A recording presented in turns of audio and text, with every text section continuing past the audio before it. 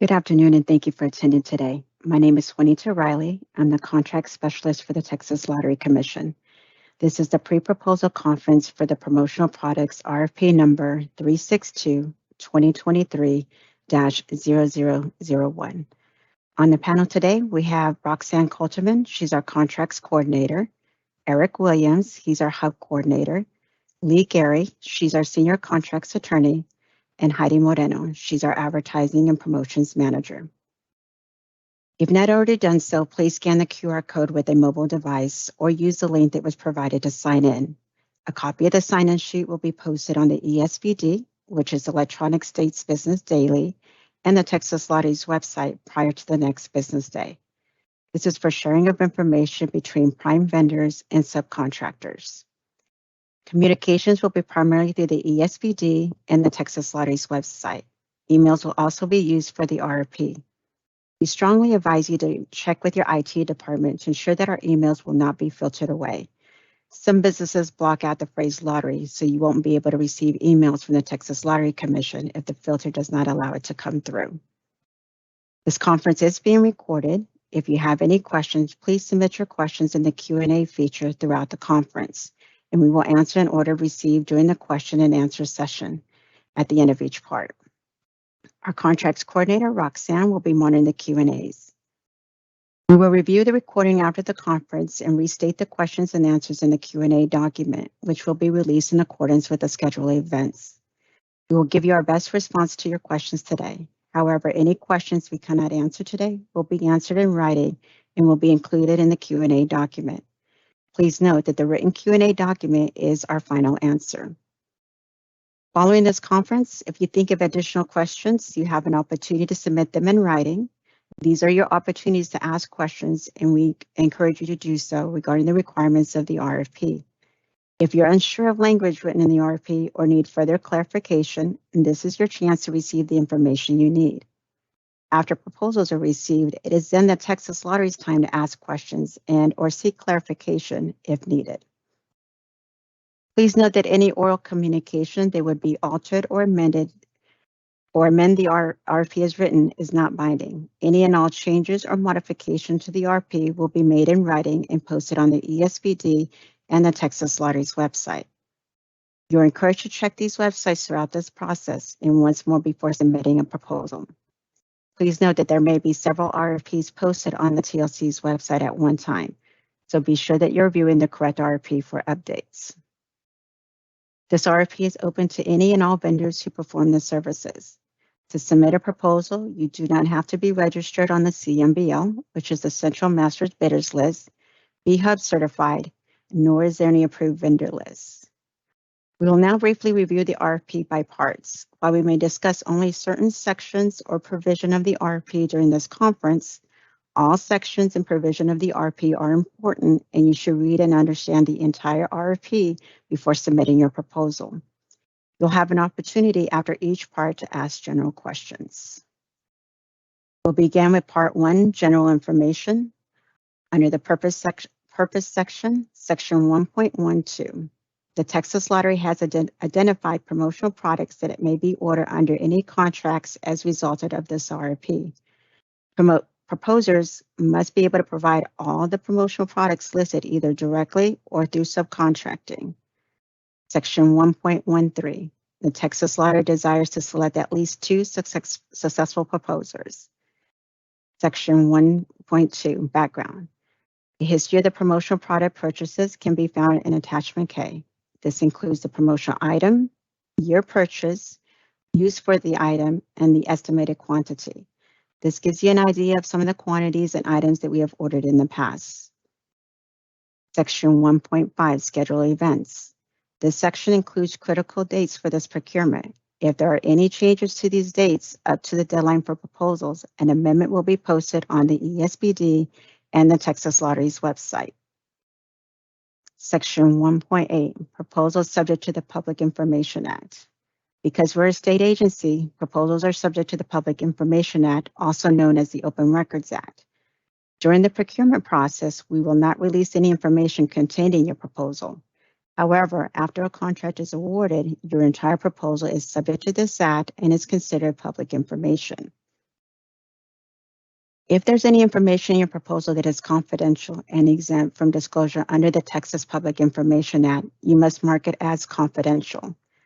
Examples of confidential information may be financial information or information that you consider trade secret or proprietary.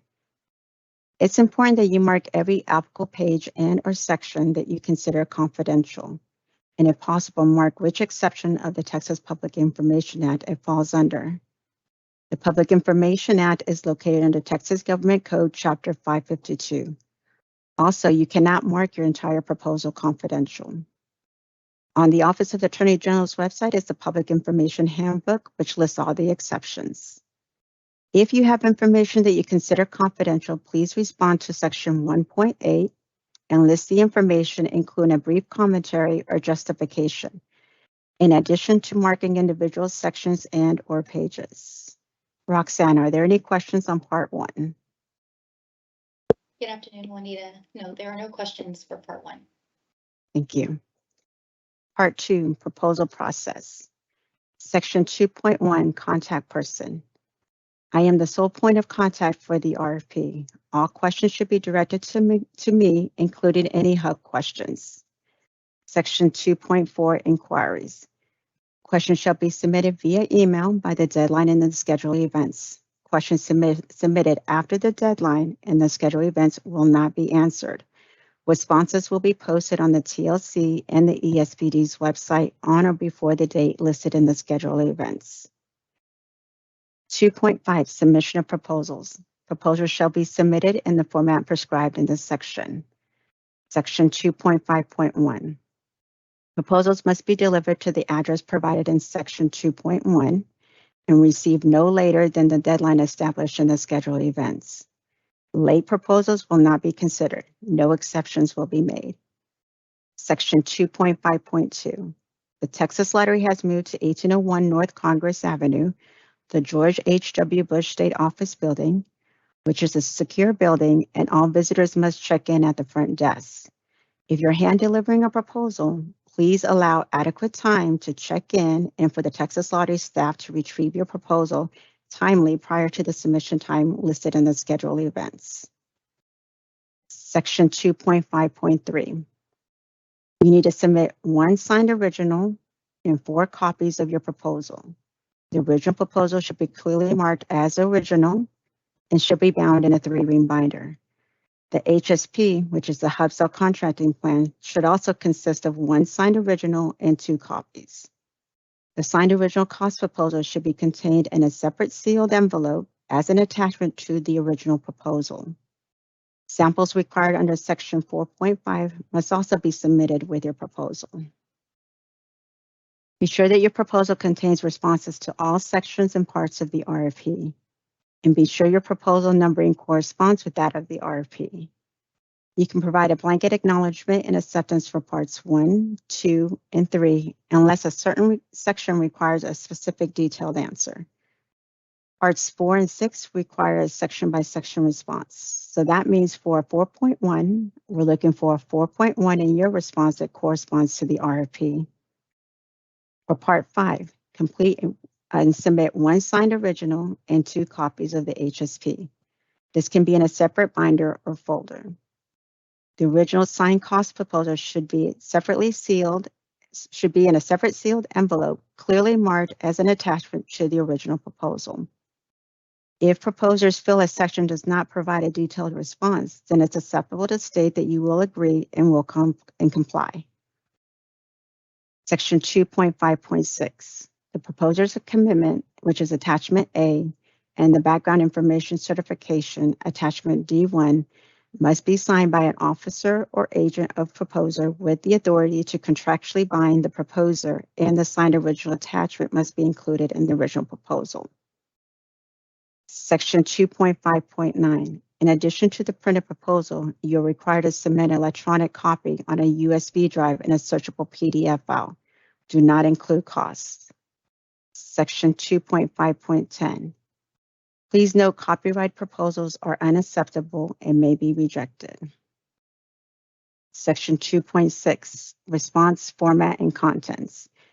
This section covers the format and contents of which your proposal must be organized. which includes the letter of transmittal, executive summary, either a blanket acknowledgments of parts 1, 2, and 3, or a section-by-section response to 1, 2, and 3, section-by-section response to parts 4 and 6, a CO cost proposal attached to the original proposal only, attachment A, proposer's commitment, attachment D1, background information certification. Section 2.7, letter of transmittal. The letter must state that the proposal is valid for 270 days. Also include an overview of why your company is most qualified and include a statement accepting the terms and conditions in parts 3 and/or any exceptions to such. Section 2.8, executive summary, should be a full and concise summary of your proposal, excluding cost information and not exceeding 5 pages. Section 210, proposer's cost proposal. Cost proposals must be in a format including attachment H, submitted in a separate sealed envelope as an attachment to the original proposal. We only need the one signed original. Disclosure of costs in the body of the written proposal is cause for disqualification. For your convenience, an Excel version of the cost spreadsheet is posted on the Texas Lottery and the ESPD's website. If you use a spreadsheet, be sure to include the entire mandatory price sheet, including the signature page. The sealed envelope should only contain the cost proposal. Do not include any marketing materials or other information in your sealed cost proposal. The sealed cost proposal is not open until after the proposal is scored on its technical merit. Therefore, any additional material that are included in the sealed envelope will not be evaluated. 2.11, multiple proposals. Proposers must only submit only one proposal and one cost proposal. If a proposer submits more than one proposal, all proposals from that proposer may be rejected. Section 2.12, change, modification, and cancellation. Any RFP changes, modification, or cancellation will be posted on the TLC and the ESPD's website. Section 215, proposal evaluation.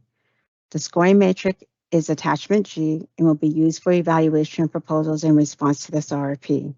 Please note that there are two pass-fail categories, the HSP analysis and the financial analysis.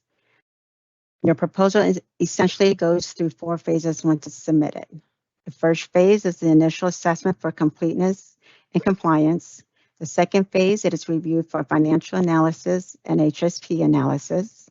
The third phase, it's reviewed and evaluated for its technical merit. And then the final phase, the cost proposal is open and reviewed. If at any given time your proposal is disqualified, you'll receive a notice stating such.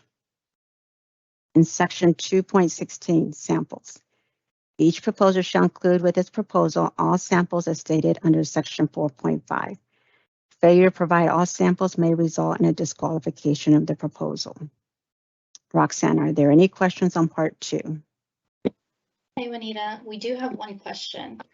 So the question reads, do all copies of all required paperwork need to be in their own 3-ring binder, or may the proposal and all copies be in the same 3-ring binder?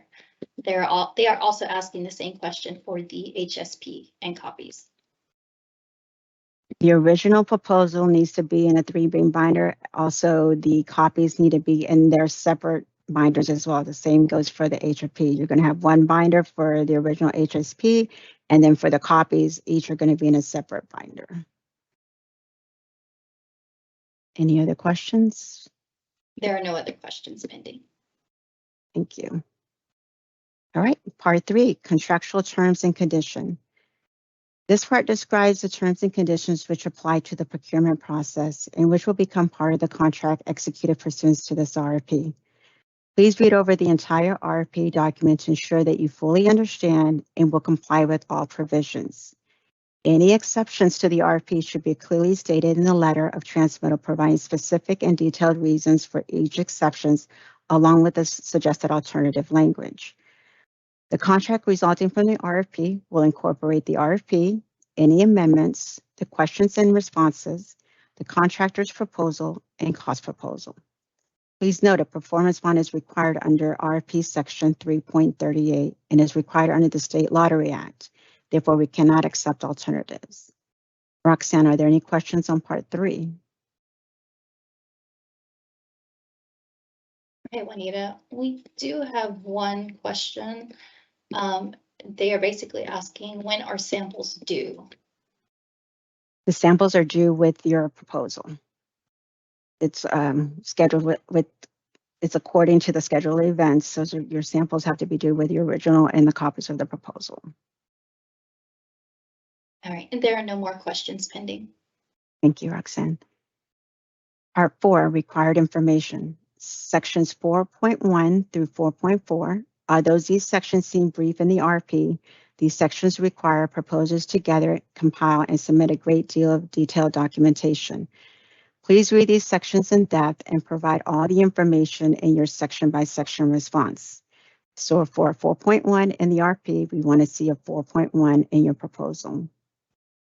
Section 4.5, samples. As previously stated, each proposal shall include samples for each item listed in this section.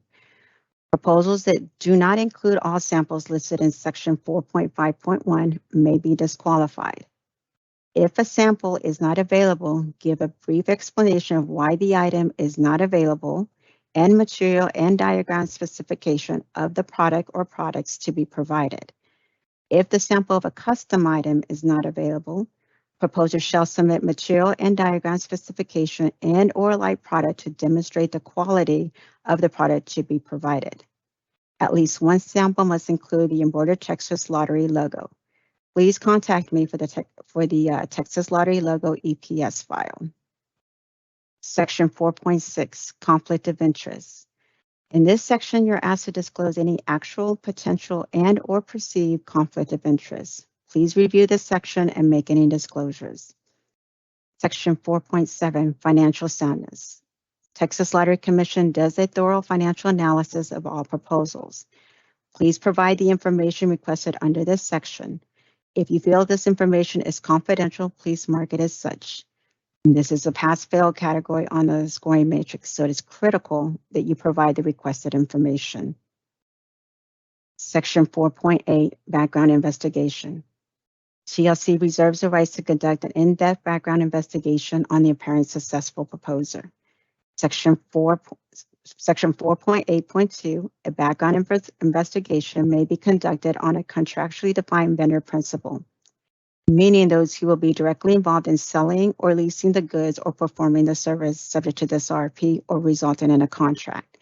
This includes partners, shareholders, officers, directors who are directly involved. Section 4.8.3. Background investigation may be conducted on a vendor employees who meet one or more of the criteria under this section. The contract requires a background investigation of employees on site at the Texas Lottery Commission. Background investigation will include fingerprinting.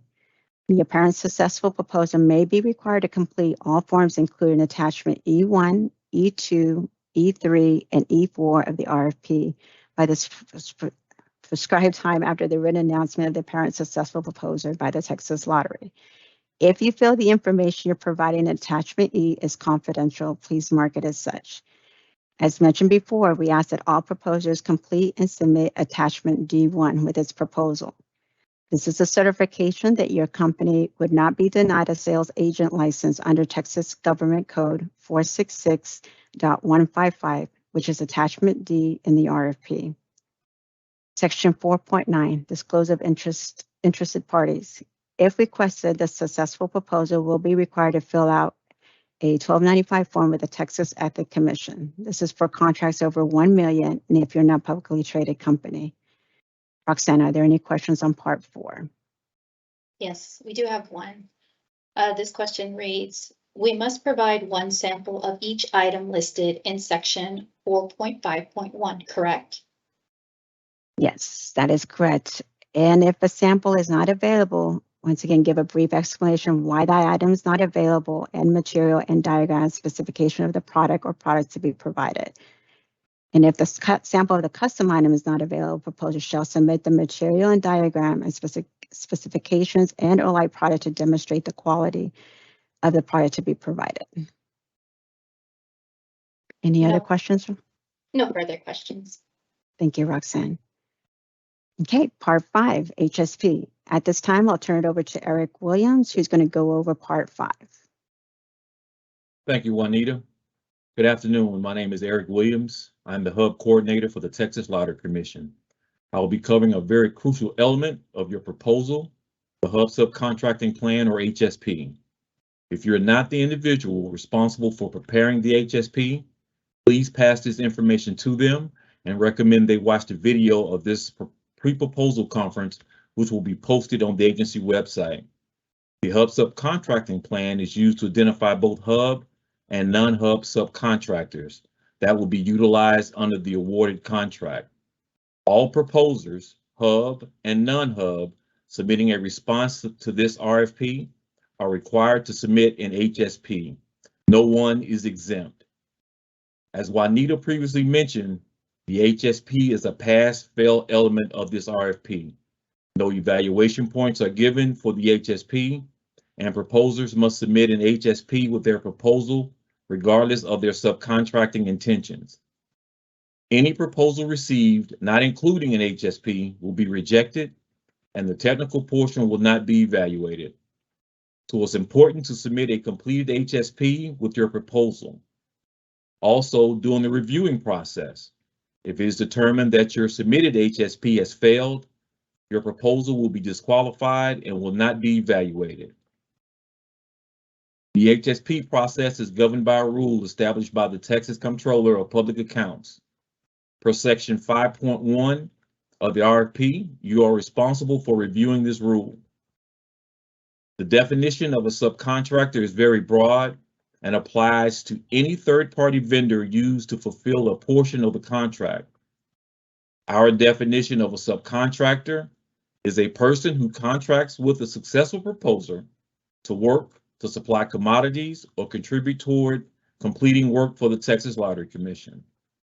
In other words, if the successful proposer who is awarded this contract is paying anyone who is not an employee to provide goods and/or services, they are very likely subcontracting under this definition. These individuals will receive a 1099, unlike your employees who receive W-2s. Self-performing. A proposer who indicates that their company will not be subcontracting any portion of the contract will be fulfilling the entire contract with their own resources, including its own equipment, supplies, materials, and/or employees, will be self-performing. Keep in mind that a pre-existing subcontracting relationship is considered subcontracting, in which case you cannot claim self-performance. A pre-existing subcontracting relationship is a business affiliation your company has with a third-party vendor who is currently supplying your company with goods and/or services and will continue to supply these goods and/or services to assist you in the performance of this contract.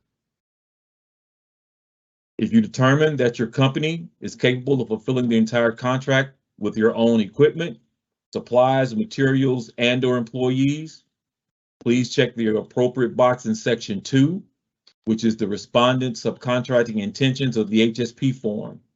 Complete Section 3, self-performing justification, by providing a thorough explanation of how your company will perform the entire contract with its own employees, supplies, materials, and/or equipment as it relates to Part 6 of the RFP, the scope of services.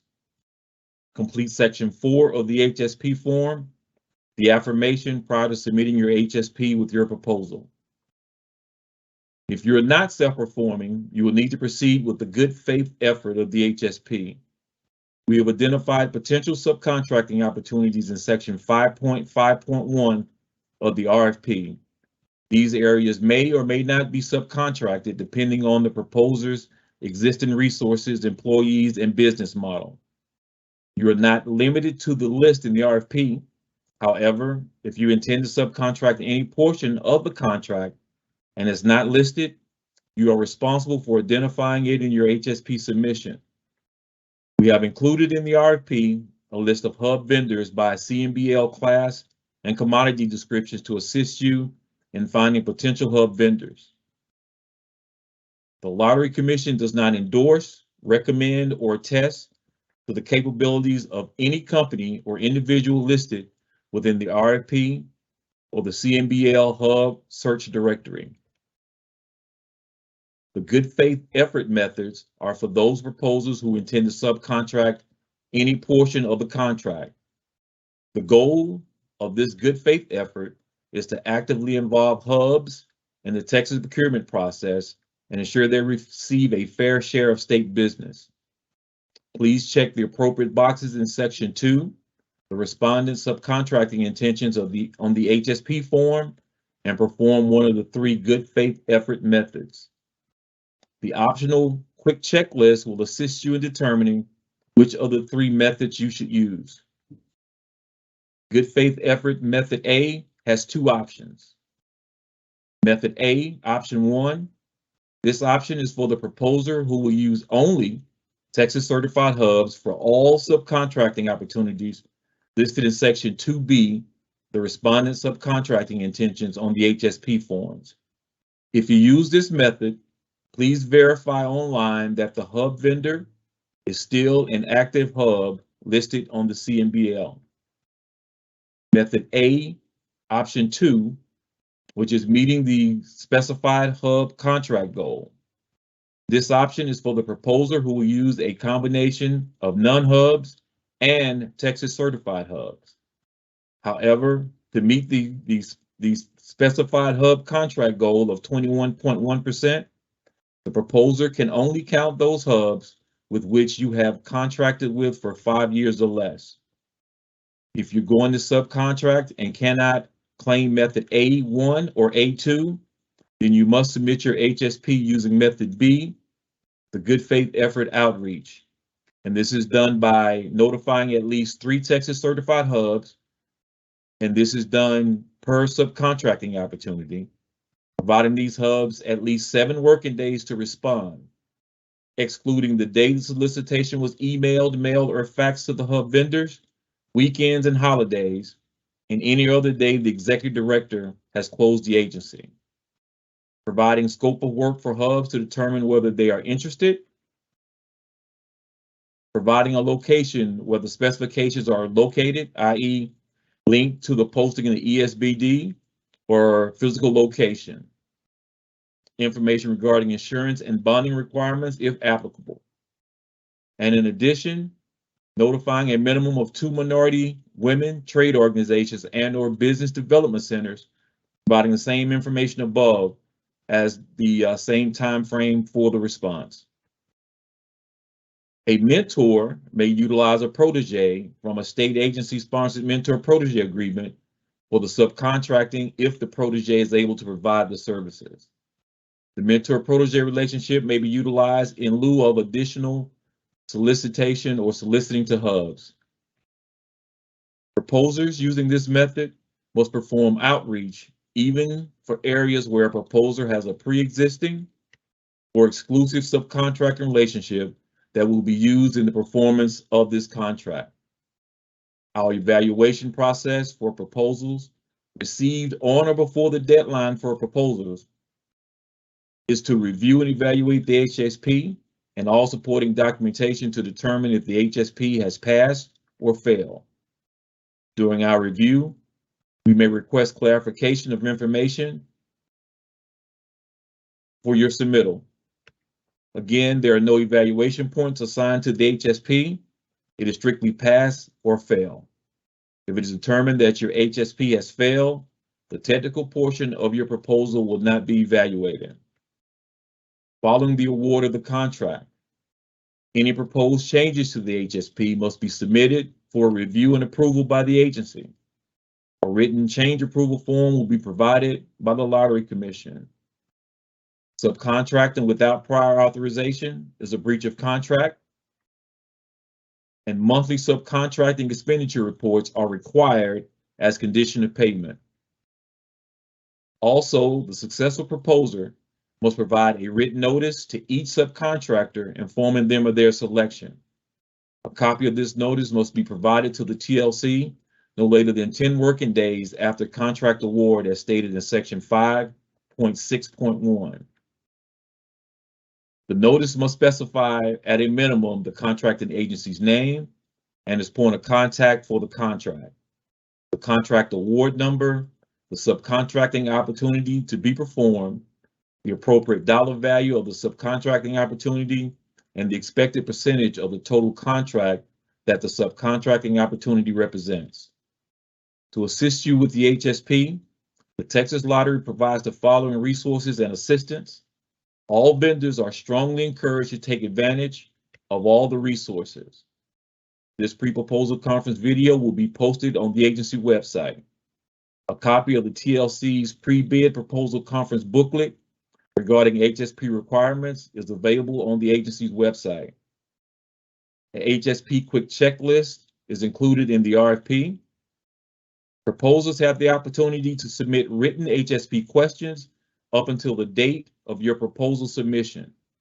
However, we suggest you submit questions early to allow yourself the necessary time to cure any deficiencies with your plan. You are encouraged to start working on your plan right away to give yourself plenty of time. The HSP Q&A is posted on the TLC website and the ESBD, which will be a rolling document. So be sure to check the date posted. We will review drafts of your HSP to identify deficiencies and provide feedback. However, we will not state whether your draft has passed or failed. We provide one-on-one workshops upon request. These may be conducted via Zoom, Teams, or telephone conference call. The purpose of the workshop is to discuss the Hub subcontracting requirements, answer questions specific to conducting the good faith effort, and completing the Hub forms. This process will allow you the opportunity to submit your Hub forms, your HSP forms, for review by the Texas Lottery Commission prior to the proposal deadline. However, this process does not guarantee that the HSP submitted with the proposal will pass.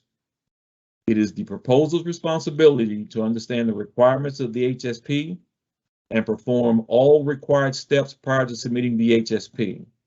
The last date to review any draft HSPs for deficiencies in one-on-one workshops is listed in section 1.4 of the RFP. Again, as per section 2.1 of the RFP, please forward all questions or requests to Juanita. Again, we strongly encourage you to take full advantage of all the available resources to assist you with your HSP submission. Once you submit your HSP with a proposal, there is no opportunity to cure. Please consult the schedule of events and make sure that you know which dates are critical in terms of preparing the submitted HSP. In closing, I'll remind you again, if you're not the person who is responsible for completing the HSP, please pass this information to them, as well as let them know that today's pre-proposal conference will be available for view on the agency website. Please submit questions regarding the HSP after this conference in writing, and they will be answered and posted on the agency website and the ESBD. HSP questions can be submitted up until the deadline for proposals, which is listed in section 1.4 of the RFP. And at this time, are there any questions regarding section 5 of the RFP? Hello, Eric. There are no questions for part 5. Thank you, Roxanne, and I'll turn it back over to Juanita. Thank you, Eric. So we'll go over part 6, scope of services. Part 6 requires a section-by-section response. It's not enough to say that you can do something. Tell us how you'll do it and provide examples of techniques that you've used for success. Proposers need to demonstrate their abilities to do the work requested. If you feel a detailed response is not required, it's acceptable to state that you will agree and will comply. At this time, I'll be turning it over to Heidi Moreno for her to go over more details on part 6.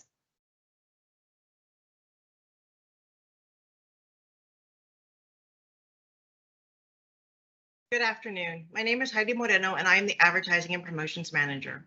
I will be reviewing some areas of Section 6, Scope of Services. Section 6.1, Description of Products. This section lists the promotional products that will be procured under this contract, and the proposer will need to provide all promotional products. A sample of all promotional products shall be submitted at no charge to the Texas Lottery. The sample must be clearly identified with proposer's company name, phone number, and RFP number. Please label each sample and make sure the label is securely attached with a staple or pin. For example, please refer to Section 4.5 samples for further information. Section 6.3 work orders. A work order will be generated for each product ordered under any contract. Please see attachment J for an example of the work order. Section 6.4 tariffs. The Texas Lottery will reimburse the successful proposer actual tariff costs for each order. No tariff cost shall be included in the cost proposal. Section 6.6 work order pre-production sample. For each executed work order, a pre-production sample shall be submitted for approval prior to the production of the order. All pre-production sample costs, including but not limited to shipping charges, shall be at the expense of the successful proposer and will not be reimbursed by the Texas Lottery. Section 6.7 materials and workmanship. For embroidered products, a minimum of 12,000 total stitches and quality thread is required. As Juanita has previously stated, at least one sample must be embroidered with the Texas Lottery logo. Please refer to Section 4.5.1. Beverage containers shall be both leak and spill proof as required in the specifications. Section 6.13, packaging and shipping and delivery. All promotional products will be shipped to multiple locations within Texas. Currently, the Texas Lottery maintains 8 warehouse locations across the state. The Texas Lottery will reimburse the successful proposer actual shipping charges for each order. No packaging, shipping, or delivery costs shall be included in the cost proposal. Section 6.19, costs. All associated costs shall be in the price of the item. The unit price quoted in the cost proposal shall include, but not limited to, production costs, screen charges, setup charges, etc. No shipping charges and tariffs shall be included in the unit price. Section 621, promotional product specifications. This section lists the promotional specifications for each product. Please review this section carefully. This concludes the review of Section 6.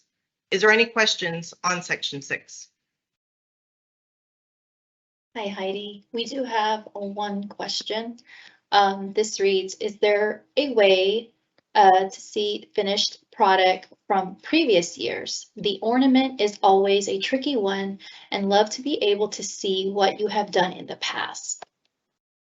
I need to get back to you with a written Q&A on that question. Okay, there's no further questions for part 6. Juanita, I'll pass it back to you. Thank you. Thank you, Heidi. We are towards the end of our conference. Please submit any questions in the Q&A feature, or you can submit questions in accordance with the schedule of events. Here are some final reminders. All scope of service questions must be submitted in writing via email to me by the deadline in the schedule of events.